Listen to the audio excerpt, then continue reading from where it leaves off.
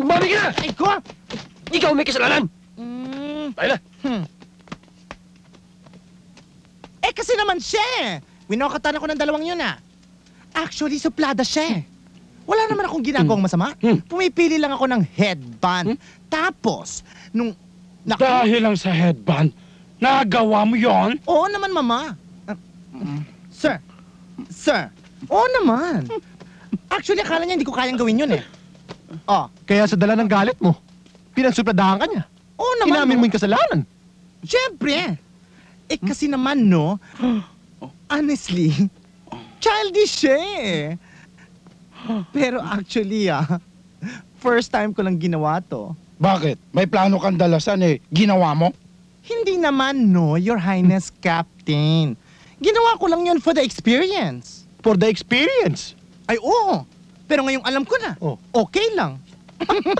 Nakakahawa ka. Bulakenyo ka, no? Kalumpit. Oh, kalumpit. Asan ako? Yung for the experience. Yon. So, hindi ko na makalain na sensitive siya. Na ganun siya. So, dinala-dala pa niya ako dito sa Supreme Court. Big deal! O, di ba? Bayaran ko na lang siya. At anong babayaran mo? Eh di yung headband! Headband? Naku, hindi ko type to, no? Marami akong ganito. Ayan, balaklak, inyo na. Headband? Akin na to. Ano naman ang pakialam namin dito sa headband? Naku, hindi ba? Hindi ba dahil sa pesting headband na yan, kaya ako naririto?